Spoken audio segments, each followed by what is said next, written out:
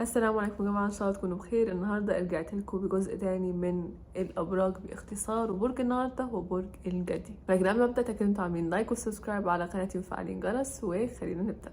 أول حاجة عاوزة أقولها إن برج الجدي برج ترابي، وممكن نقول هو من الأبراج الترابية أكتر برج رزين أو بيحب الاستقرار من كل الأبراج الترابية. مش الاستقرار اللي هو استقرار بيت، لا، الاستقرار في الحياة بشكل عام.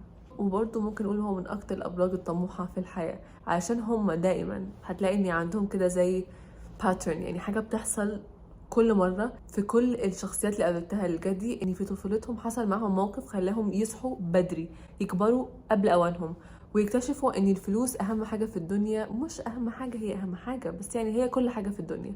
والجدي بالذات بيتعلم الحاجات دي بسن صغير جدا، فالاحساس ده بيتحول معاه الى احساس بالمسؤولية عالي جدا، وبيبقى عاوز ان هو يحقق كل حاجة ممكن عشان هو ما يعيش نفس التجربة تاني في حياته، وما يعيش الاحساس بالعجز وعدم القدرة على النجاح او انه يغير الواقع اللي كان فيه زي ما حصل معاه قبل. وعلى عكس ما الناس ممكن تفتكر، برج الجدي مش برج محظوظ ابدا، بالعكس ما عندوش حظ، وهو اللي بيخلق حظه بايده. وانا بشوف ان هو من اكتر الابراج اللي بتكافح، خصوصا الراجل الجدي غير الست الجدي. انا شخصيا عندي تحفظات كتير على الست الجدي، بس مع كده هتكلم بصراحة واقول ان برج الجدي برج ذكي جدا. البنت الجدي كمان ذكية جدا، وعندها استقرار عالي جدا. لما تخش علاقة بتحب تستقر فيها، لما تخش شغلانة بتحب تستقر فيها.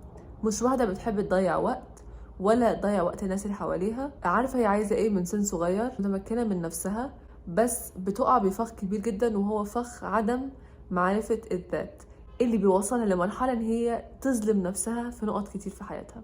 بس الأصل بتاع الجدي، أصل الجدي بجد ناس طيبة مجتهدة ذكية، مش الذكاء بس العلمي، يعني كل الجديان أذكياء علميا، في منهم كتير أذكياء، يعني في منهم عباقرة. معظم الجديان اللي بتكلم عنهم عندهم دايما إحساس إن أنا لازم أبني حياتي بنفسي، لازم أغير اللي أنا فيه، لازم أحسن من اللي أنا فيه. وتحسوا زي العذراء مش راضي قوي في حياته، عشان دايما بيسعى للأحسن، دايما عينه على الأحسن. الطموح اللي عنده مستقر مش متهور. يعني خصوصا لما بيكبر، عشان الجدي من الناس اللي بتتعلم كتير في حياتها، وبتتعلم من كل الحاجات اللي بتحصل. يعني مش ناس بتمر بتجربة وخلاص عادي، لا، بتحاول تفهم ايه اللي انا اتعلمته من التجربة دي، ايه الحاجة اللي انا ممكن اتجنبها في المرحلة الجاية. وهتلاقي برضو ان زي ما قلت عن الاسد ان هم بيتم استغلالهم ماديا، الجدي برضو كده. عشان الجدي دايما عاوز ان هو يسيطر ويكون هو متحكم بالناس، عشان هو بيحبهم يعني، وعاوز يحسن منهم. بيقع بفخ ان الناس بتبقى حاسه ان اوكي، مش انت اللي بتديني وبتنصحني تمام، بتديني فلوس. فبيبقى في نوع من انواع الاستغلال المادي او استغلال الوقت حتى. بس احلى حاجه موجوده في الجدي، عندهم احترافيه عاليه جدا، عندهم بروفيشناليزم رهيب. يعني هما مثلا لو في حاجه بتحصل في حياتهم وحشه جدا وعندهم شغل، هيروحوا الشغل ولا هيحسسوا حد بحاجه، هيفضلوا ماسكين نفسهم وبيشتغلوا باحسن حاجه عندهم، عشان هما ما عندهمش حتى فكره اني طب انا متضايق يأثر بالشغل، ملهاش علاقه. حتى لو لقيت عندك مدير جدي مثلا، هتلاقي ان هو بيرفض فكره ان انت تجيله وتقول له انا والله مثلا حصل معايا كده في البيت، عشان كده انا هقول لك لا، انا مالي، ده شغل، الشغل شغل، مش عايز عاطفه. والجدي كده فعلا، عشان هو مش بيخلي عواطفه تسيطر على شغله، بيتوقع نفس الحاجه من كل الناس اللي حواليه، وبيعرف ازاي يميز بين شعور واحساس. المشكله فين بقى؟ المشكله ان زي العقرب في النقطه دي، ان هو لما بينفجر او لما بيمسك قوي كده، بتلاقي ان كل حاجه كان جواه بتطلع، ولما الجانب ده بيطلع كله بيتصدم.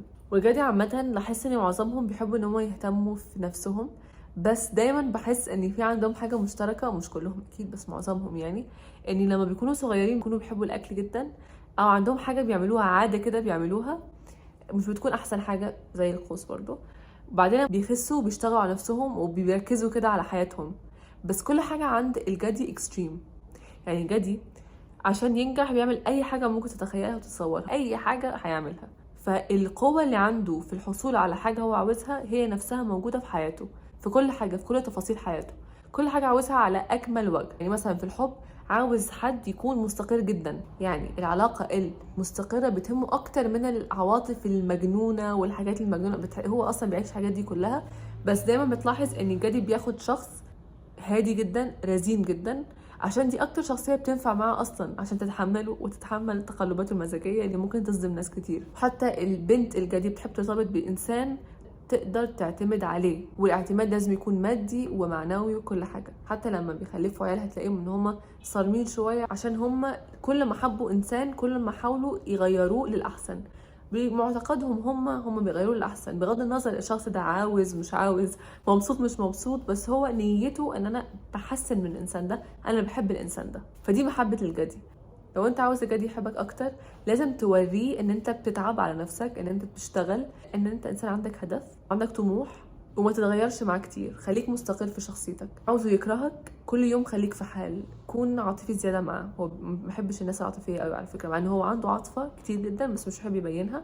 بس ما تكونش عاطفي معاه كتير، ما تخليهوش يلتهي عن شغله او عن شغلها بان انت تضيع وقتها. واكتر حاجه ممكن تخلي جدي يكرهك لو حس ان انت انسان غير قادر ان هو يعتمد عليه في اي حاجه. هو كده كده مش هيعتمد عليك، هو ما عندوش ثقه في حد عشان يعتمد عليه، بس لو حسسته انه انت انسان يعني هو ضيع وقته معاك، خليه يخسر حاجه معنويه، خليه يخسر ان كان فلوس ان كان وقت، خليه يخسر وشوف الكره. ساعتها بجد الكره هيصدمك. وعلى فكره يا جماعه الجدي ذكي جدا، لو عاوز ياخد حقه ممكن تصدمه من الطريقه. فده برج الجدي باختصار، برج ذكي عارف هو عاوز يعمل ايه، عنده طموحات، بيتعرض لحاجات كتير في حياته بتخليه يبقى كده، مسؤول عن نفسه بسن صغير، حنون جدا على الناس اللي بيحبها على فكره، وبيحب يدي الناس اللي هو بيحبها، بيتعرض للاستغلال، واحيانا طموحه ممكن يوديه لحتت مش حلوه تخسروا نفسه. ده كان الفيديو، اتمنى يكون عجبكم ما تنسوش تعملوا لايك وسبسكرايب على قناتي، تفعلوا جرس، واكتبوا لي تحت في التعليقات ايه رايكم، ايه الحاجات اللي انتوا بتحبوها في الجدي، حاجات مش بتحبوها وليه. هحط لكم هنا البلاي ليست عملته عن برج الجدي، وزي ما في كل فيديو ان شاء الله اشوفكم على خير. مع السلامه.